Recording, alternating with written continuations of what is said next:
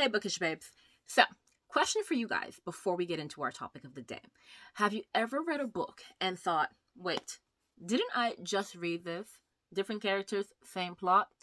Well, welcome, my friends, to the tropification of books. And that's exactly what we're looking into today. Okay? We're going to be deep diving into the recurring patterns that shape our favorite and maybe not so favorite reads. So, let's get into it.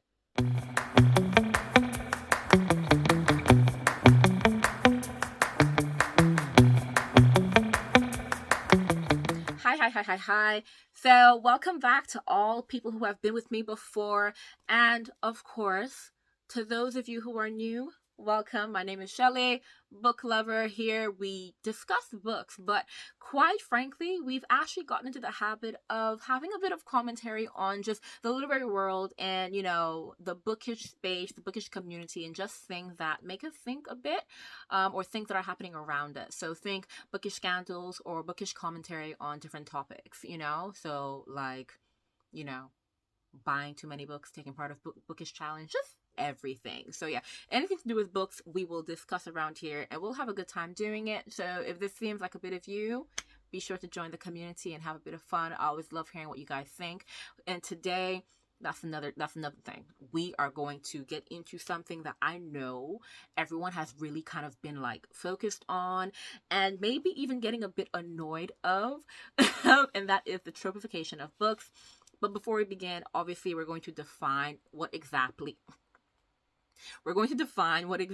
a trope is. So, tropes are essentially the themes, the motifs, and the cliches that we see over and over again in stories. So, basically, they're like the building blocks of any narrative. So, let me give you examples of a few popular tropes. So, now, this is a popular trope that I actually cannot stand, but it is I think one of the top popular tropes, and that is the love triangle.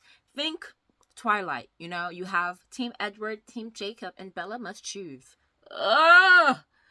Guys, I hate a love triangle. Just pick! But anyway, another really, really popular trope is the chosen one trope. Harry Potter, anyone? You have this huge villain who is one of the most powerful wizards that you've ever seen, and literally only one person is destined to defeat them. This is one of my favorite tropes. Honestly, we see it time and time again, but I love the chosen one trope. I don't know why. I love it. I'm just you know what? Yeah, put the pressure on them. Let the rest of us figure it out. Obviously, there's a danger of everyone around them dying because the chosen one trope means only one will survive. Maybe. But, yeah, the chosen one is definitely one of my favorite tropes. But yeah, that's one of the things that you will see. It's very popular, so you see it around quite a lot. Now, another popular trope, which is kind of just I don't know how I feel about it, because it's I've personally been victimized by this trope, and that is the mentor's tragic death. So let me tell you why I'm just I don't know how I feel about it. Why must every wise old man meet an untimely death? Obi-Wan, I'm looking at you. Please, stop it, because you make us fall in love with these characters, especially they have that fatherly, they take on that fatherly role or the motherly role or the older sister role. You just I love you so much, and then you die. Please, I don't want to continue to go through it. So today we're really just going to discuss how tropes provide a framework to storytelling. And obviously, as before, you might hear a bit of examples and you might think, oh yeah, that trope was there and it annoyed me, or I loved it. But it's really just up to us to really kind of decide which tropes we love, which tropes we hate, which tropes need to go in the bin forever and ever. But regardless of that, let's really kind of just go into tropes in general, all parts of it. So let's get into it. So, first and foremost, we're going to actually discuss why tropes exist. Why is this something that, is not just common, but it's really kind of the standard when it comes to reading, and not even reading, obviously it translates into any form of media, but as we're a book channel, reading. And one of the very, very first reasons that trope exists is because of comfort and familiarity. Readers love the comfort of familiarity. It's like ordering your favorite, food or meal when you go to a restaurant. Every time you go, like, you order the same thing. And this is so funny. Like, we have a friend, me and my friends, we have a friend, like, every time we go to TGI's, we just know what she's gonna order. If you're watching this, we love you. I love you. It's just a fact. Like, we know what you're going to order. Like, you know exactly what you're getting. Like, this comfort of familiarity, it just kind of gives you a bit of peace. Like, you know what to expect, so you don't have to kind of like question or wonder, what will I get? Will I like it? Or will I be disappointed? Or is something going to scare me, scar me? Like, just put me in a space that I do not want to be in. So the comfort of familiarity is one of the primary reasons why we have tropes. Now, another reason is because of market and genre expectations. Now, I was actually reading an article the other day, because I was reading an article more so from the writing side of things, in terms of like, for prospective authors and stuff like that. And they're just like, there are certain things that show that you are familiar with the market that you're going in, that kind of tells an agent or an editor that, okay, you know what, we can take a chance on them because they actually know what they're getting into and they're not just coming into things lost. And so it's the same thing with reading. Like, in the market, whichever market that you're in, there are expectations. So publishers, they recognize, like, and they know what sells. So certain tropes, they resonate with readers and guarantee a level of success. So if you're like me, you read quite a lot of like YA dystopian novels, and so you might not think too much deeply on it, but then, like, come on, like, I'm pretty sure that we've all noticed how many dystopian novels kind of feature, or they kind of feature a strong rebellious teen. Like, that is always the pitch point, like the beginning of those those novels. Like, you have, like, obviously this dystopian world, and we see the protagonist, and they have like this rebellious streak in them where they don't go with the status quo, or they don't agree with everything that the regime is doing. Like, it's just something that sells. It appeals to a certain audience. The YA people the people who are liking YA and who like this genre, they like when that protagonist has that that fire in them. And as someone who reads it, yes, I can say I like it. Like, I don't know, it's just something about it that appeals to me. I don't know, don't judge me, please. But yeah, so publishers, they know what sells, they know what the market is looking for, and so those tropes exist because the publishers are like not letting go of them. And lastly, now, don't take offense if you're writing or or even if you're reading, but there are limitations to imagination. Like, it's hard to come up with something that's entirely original. And so tropes kind of, they provide a starting point. They provide a launching pad for your creativity. So, like, because tropes don't really outline the plot. Like, they don't say, oh, this is gonna happen, this is gonna happen. They don't give the story. Like I said, it's just a launching pad. So the trope is the chosen one. You know that at the end of the day, this person is the one that's going to lead their side or lead their country or whatever it is to defeating the big bad. But how we get there, the things that happen as we get there, the development of the characters, the story, the plot, like, that can change, that can be different, and it should be different. Like, I shouldn't see like stories that are like identical. That's scary. But like, it just gives a launching pad, like, to create an entirely new concept, like, especially in a world that's like had literature for what, forever, to create something entirely new. I don't see it happening. Like, you can say something, oh, we see something that's not entirely popular, but to create something entirely new, entirely original, like, no. Like, there's really nothing new under the sun, if we're being honest. And so the reason for tropes, the final reason for tropes is because of, like, there are limitations to imagination, but there are not limitations to creativity, just limitations to what new things can be created. So, you know what? When you think about all these reasons, you have to kind of think in terms of like the existence of tropes, fair. But then obviously that's not where we're going to stop, because there's the good, there's the bad, and there's the ugly. And we're going to look into every single one of them. Now, the good. What I mean by good is when like tropes are used in a good way and like a creative way. So yes, we are using the standard tropes that we're used to, but then we're taking and we're giving it a creative twist. For example, one of my favorite books ever, Six of Crows by Leigh Bardugo. It takes a classic like heist trope, because that is a classic trope, but then it adds character development and kind of like moral complexity really kind of like takes it away from what we're used to, like them just robbing, you know? So, yes, we are stuck with another trope, but then you don't even think too much of, oh, this is just another classic trope. No, you think, oh my goodness, this is a cool twist to what what I'm used to reading before or what I enjoy reading before. And that's an example of a trope done well. Now, for the bad. Now, this is definitely one that's driving me crazy, and that is like overused tropes. For example, dystopian love triangles. Like, yes, we have dystopian, yes, we have love triangles, but it's kind of just like putting them together. It's just like every time you see a dystopian book, there's now a love triangle and you can't escape it, and it's really just annoying. For example, like years ago when we had the Hunger Games. Like that was cool because you know what? We had the Hunger Games and it was a bit novel at that point because it's like we're used to seeing, dystopians, we're used to seeing love triangles, but then now seeing a love triangle in the middle of a dystopian when a war is going on. You know what? It was a bit novel back then. Now it's just played out and you're just over it to the point that you're just like, can you guys think of anything else? Like, I'm sure there's another idea somewhere, okay? But yeah, it's really kind of like taking the love out of dystopian because you open the book and you just know that she's going to have to choose, and you're just like, in the middle of war, could you focus on something else, please? Like, genuinely, you guys are all dying. Stop it. I don't care if it's YA, if you guys are immature. Stop it. I really can't stand it.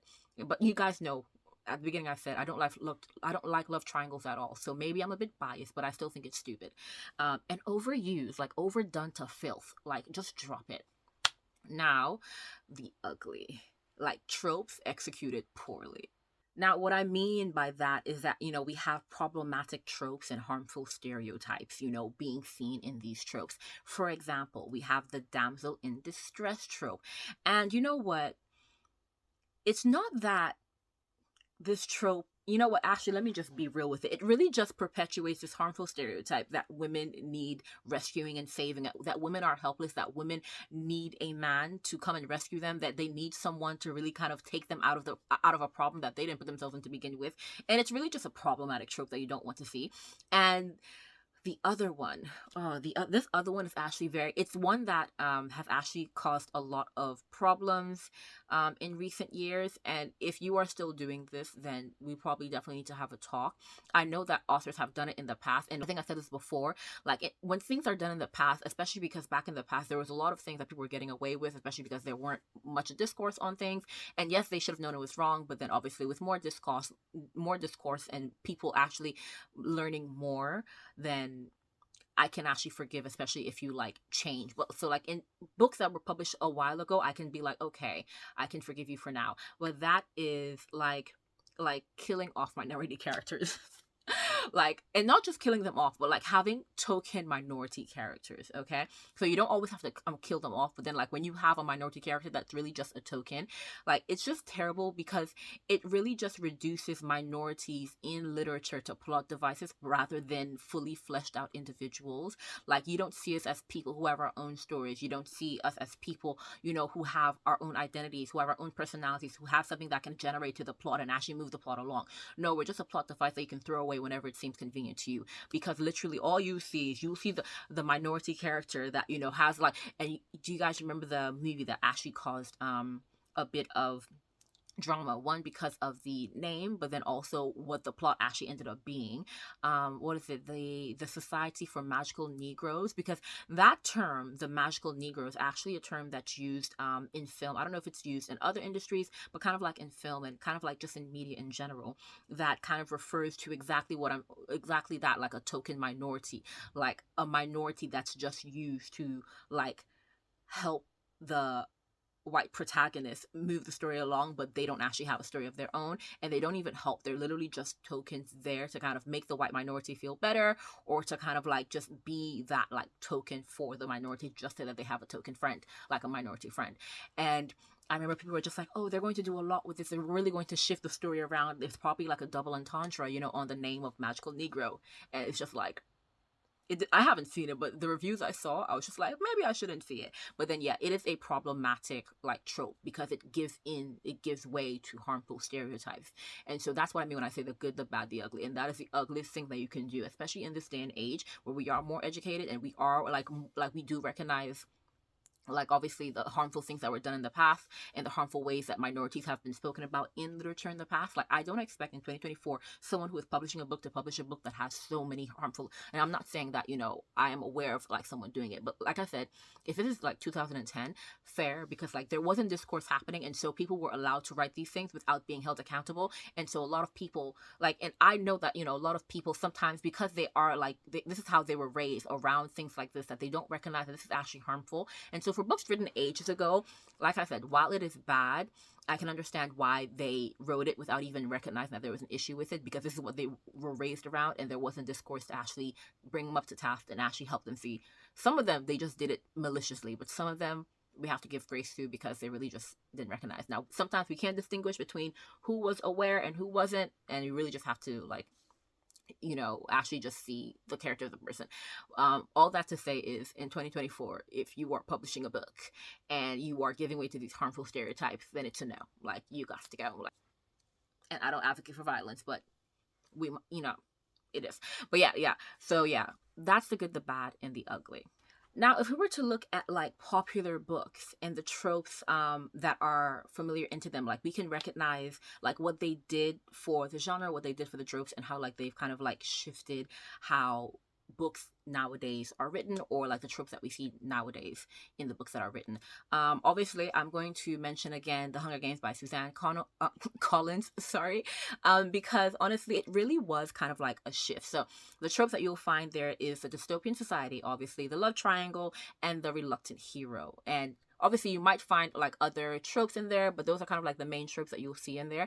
And while it introduced these tropes to a newer audience, because it's not to say that they came up with these tropes, but they introduced these tropes to a new audience, it also kind of solidified these tropes as kind of like hallmark to the genre. Like it said that if you are writing dystopian, these tropes have to be present. And that's why after like Hunger Games, whenever you saw a dystopian, like YA dystopian, it had like all of these tropes in there.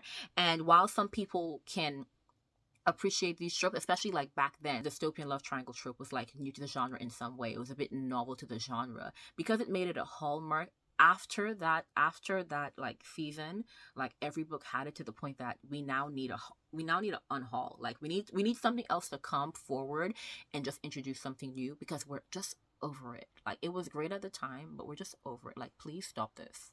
Now that aside, like one thing we definitely recognize is that tropes are like they have like kind of genres that they're common in.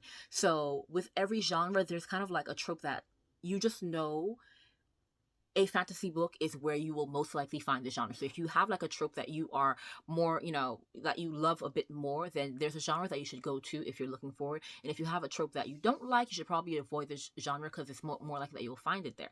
So for example, let's look into the fantasy genre. So obviously the common tropes are the hero's journey, the chosen one, magical artifacts, prophecy.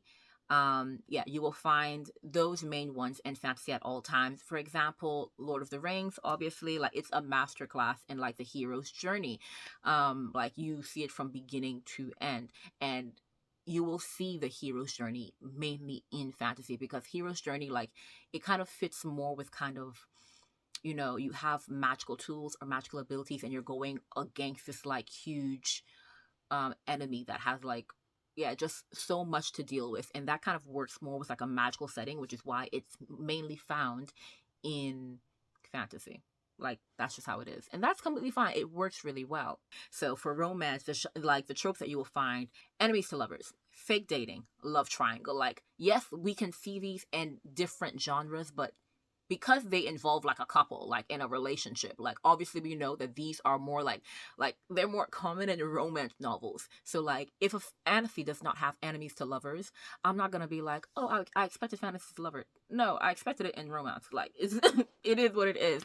Like you just know that like obviously any trope that has to do with a relationship, you're going to find in romance. That's kind of like common sense, obviously. And like one of my favorite examples of like enemies to lovers done right, and the only like well, not the only, but one of the only times I'm just like, oh, this was so good because it was done right with like a lot of wit and charm, and that is Pride and Prejudice, enemies to lovers, done perfectly. Like, honestly, the romance of back in the day, it banged, it slapped, and I will never stop saying that. The romance of back in the day, it was good. It was good. Nowadays, I'm just like, because romance back in the day, they had angst, they had real kind of like, and they have like a level of depth to their romance that you don't see nowadays.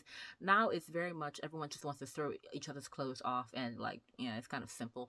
Not to say that they're bad, but I'm just like, nah, I kind of like back in the day a bit more. So yeah, that's just me. People have, different, wants when they come to reading. That's just me.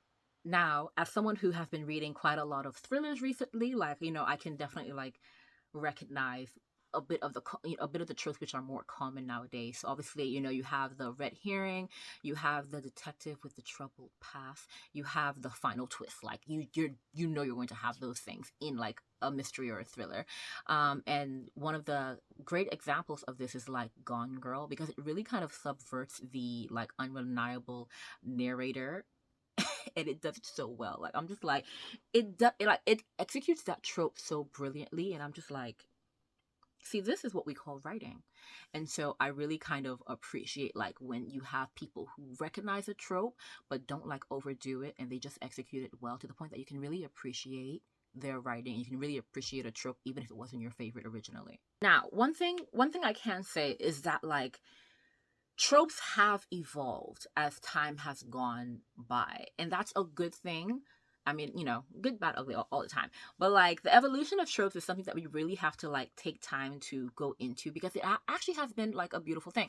For example, you have like with fairy tales. With fairy tales, the main trope was the damsel in distress trope, but then we have like the evolution of that has like gone from the damsel in distress to like the fierce heroine, the empowered heroine who actually ends up being the one to save everyone. So we go from damsel in distress to like fierce empowered heroine, and like stories like what's it called, Cinder by Marissa Myers, depending on how you pronounce that.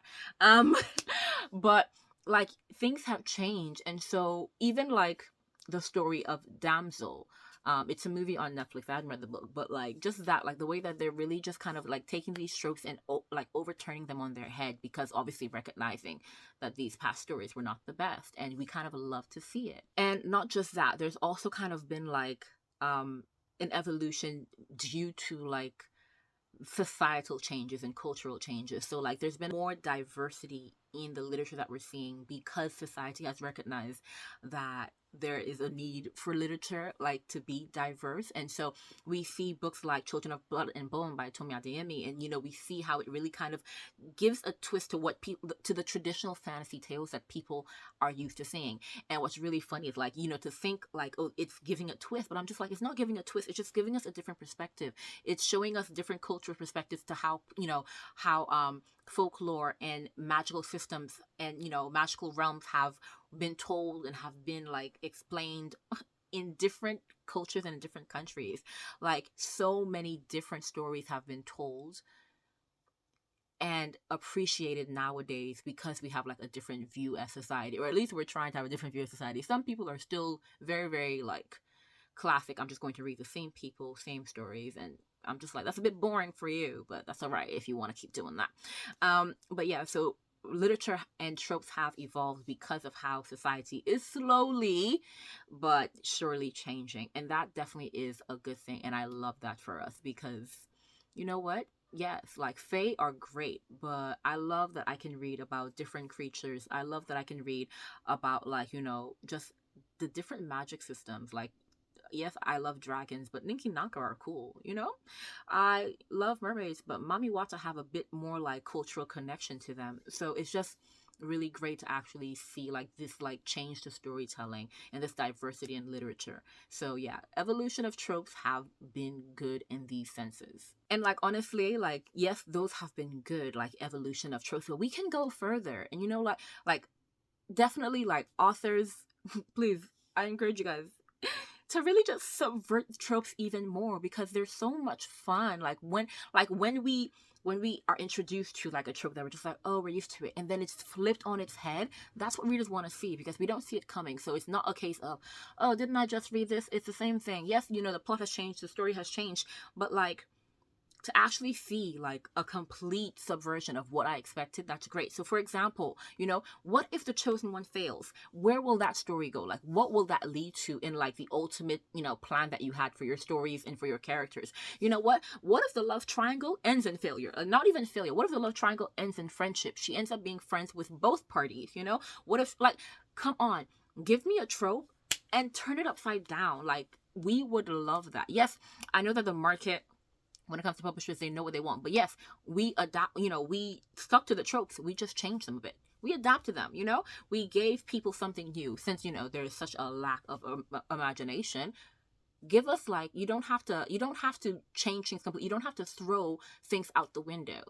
But change it up a bit, and that'll be so fun. Like, I'm telling you, like, to see things like that happen, when they happen, is kind of like what makes new books just kind of great, because they're completely unexpected, and so we can actually sit down and say, that book was a book with a twist, and I enjoyed that. See, that's coming from like someone who writes. You guys have seen nothing, but someone who writes, but also like from someone who reads. And like, I think like readers' perspectives are really important, because if they're selling to us, they should listen to us, right? Because like, obviously, I said at the beginning why there are tropes, and obviously I said first and foremost, there's that comfort of predictability. Like, we find comfort when we know what's going to happen, when there's that sense of like predictability. But when a book starts to feel like a carbon copy of the last you read, there starts to you start to feel trope fatigue. And I feel like that's what's happening a lot nowadays, where people are just like, I'm so over the tropification of books. Tropes have been here for ages, and tropes are everywhere, but it's more so that readers are feeling trope fatigue because the books are the same. Like, tropes can be enjoyable when they're done well, 100%, but originality and a fresh take is what really keeps us as readers engaged. Like, flip things on their heads, guys. Yes, you can do a trope well, 100%. Like I said, we've seen examples of that. But, we like a bit of creativity. Like, that's why, we read these new books and we give them a chance, because we're hoping for something fresh and new. And so, like, that is, like, my take. Like, you guys know, I've said, the tropes I like already. Like, I love the chosen ones, but because, like, I love, like, fantasy, of course, I would like the chosen one. But definitely one of my favorite tropes is found family. I feel like that's one of those tropes that you can't do too wrong. I've seen some questionable ones where it kind of seems like, oh, you really are a carbon copy of the last. But I do love the found family trope. Like, it's just the best to me. And to this day, I hate the love triangle trope. Like, I don't think I've ever enjoyed a love triangle trope. I've enjoyed a book with a love triangle trope, but that trope is one of the reasons why I would have given it a 4-star instead of a 5, because they had that trope. When it comes to enemies to lovers, I'm kind of half and half. Like, sometimes I love it, sometimes I hate it. It really kind of depends on the story, how they execute the trope as well. But yeah, when it comes to like the tropes I enjoy and the tropes I hate, yeah, it's kind of just like a case by case basis, depending on how the writer has executed it. Yeah, but let me know definitely in the comments, tropes you like, tropes you hate, tropes you're half and half with, tropes you want to give a chance, tropes you're definitely going to say no to. Like, just let me know how you feel about this. But like, in terms of like looking forward to the future, or at least what I expect in the future, obviously with more diverse voices, and people actually, being more open to diverse voices, and actually like opening their minds up to, spreading their wings, and just opening up to different cultures and stuff like that. I definitely see that we'll get more varied stories that kind of challenge the traditional tropes, and that's what we want. Like, take things and up in them, like, and I think that's going to be really, really fun. I definitely think, yeah, there are some tropes that will never go away. Like, enemies to lovers will go nowhere, and as much as I hate it, I don't think the love triangle is going to go anywhere right now, not in the romance genre, but I think because it definitely showed itself in the dystopian genre and the fantasy genre quite a lot, but I feel like it's being edged out just a bit, and I'm so happy with that. I'm very content with that, and I support that 100%.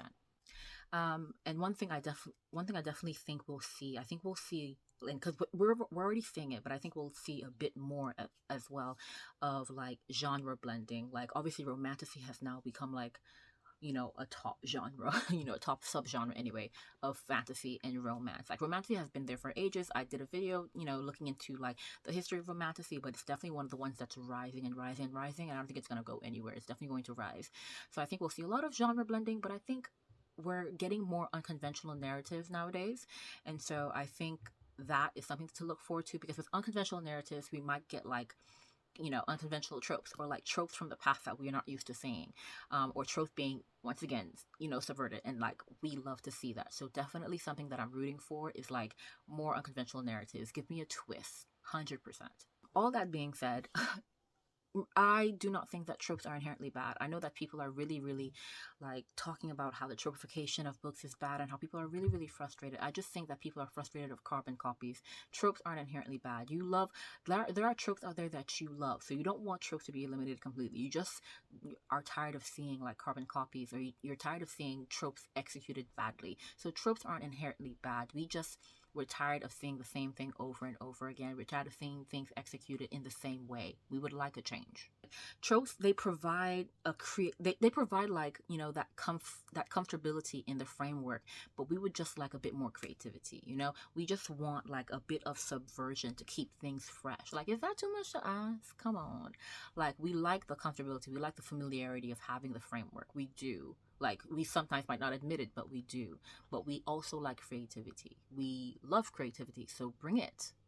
Give it to us, 100%. Like, what is great and what will keep literature growing is to push the boundaries. Like, there are books that, will always exist. The books that kind of stay in the lines, but color outside the lines. Come on, like, test a few people.